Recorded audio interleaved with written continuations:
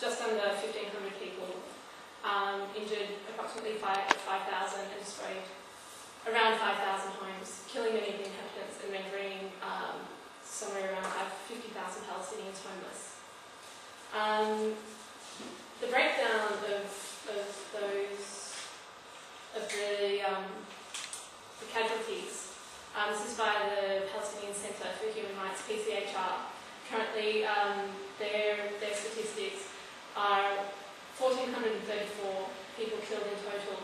960 of those were outright civilians. 239 were civilian police. So we're talking traffic police. We're talking, police carrying out like everyday law and order duties. And then 235 resistance fighters. So, I entered Gaza through the Rafah border crossing down with Egypt a few days after Israel announced its supposed week-long ceasefire. And during that month that I was in Gaza, Israeli warplanes continued to bomb on a daily basis. Shelling and missile strikes from the Israeli Navy continued, who were positioned off the Gaza coast, continued on a daily basis. And civilians who were living close to the Green Line were shot at every day and often killed. So this is the Green Line, along here, which is the supposed 1949 armistice line that is meant to demarcate the boundaries of the Israeli state, but isn't often paid attention to by Israel. So my time in Gaza was divided between taking reports and testimonies about the attacks on civilians during those 22 days when the bombs were raining down on them, and then the other part of the time was spent accompanying civilians who were targeted by Israeli soldiers, specifically in areas close to the Green Line. So I want to talk a little bit now about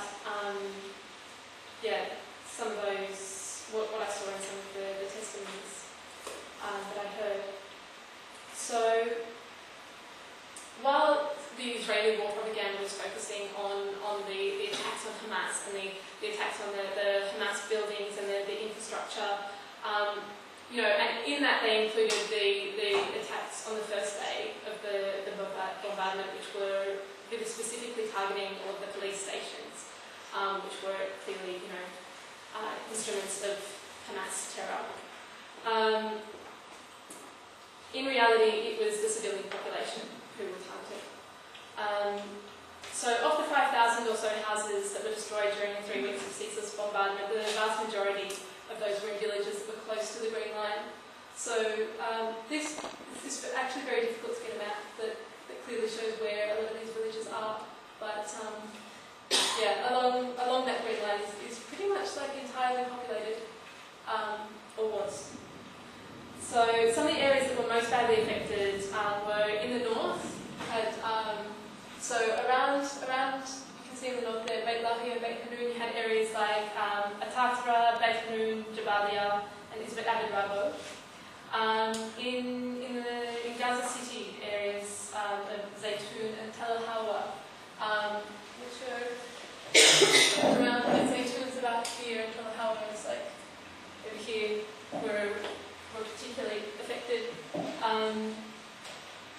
And then villages like Khuzar, Fanakin, and Wadi Salka, which are along the eastern border, so coming from the middle view down, so largely those areas.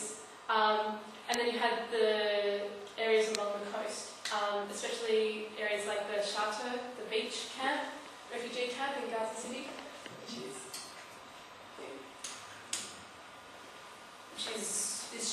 which was shelled and bombed, and everything all the time.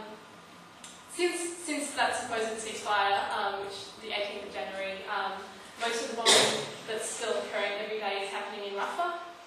So down the border here on the Egyptian border there, and that's targeting the tunnels.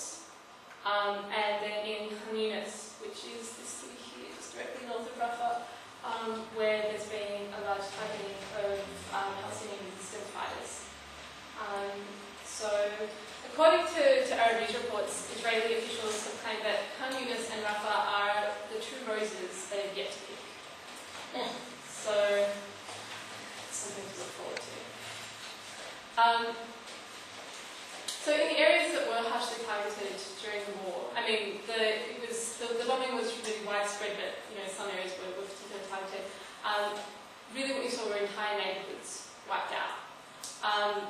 So in Gaza City, for example, locals would really be struggling to orient themselves in the new landscape because all of the landmarks would be gone, and the areas, like the houses, would not just be bombed, but then the whole areas would be bulldozed by enormous bulldozers, so that nothing would be recognisable. You'd find families who would be in this post-apocalyptic landscape, who would be able to mark out where their house had been, but there was nothing to indicate that there had been a house there or what their lives had been in that area. The bombing, that level of bombing created a really intense level of fear and helplessness amongst residents of Gaza. So there was this rhetorical cry that would I encounter constantly, which was, where could we go? There was nowhere that was safe. We would think to go to school, but they were bombing the schools. We would think to go to the mosques, but they were bombing the mosques. In the village of El Farahim, which is east of Khan Yunis,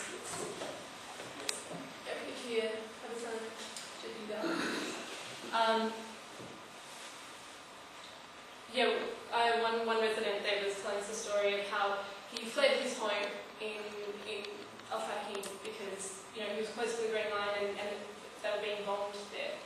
So he fled to Gaza, which is like a village which is just to the south. It's just around here. It's also equally close to the Green Line, and so then they attacked Gaza. So then he fled to Ben Sailor, which is like a little bit, you can see there, Ben Sailor here, which is a little bit further away from the Green Line, but they attacked Ben Sailor. So in the end he just returned to his home and waited to die.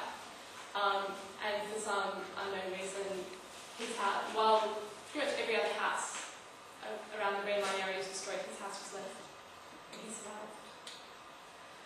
So the houses were destroyed by aerial bombardment, bulldozers, and in some areas it seems that by the placement of internal explosives by the Israeli ground forces. And the huge civilian death toll, which is around 1,000, is largely a result of people that houses were destroyed while the residents were still inside.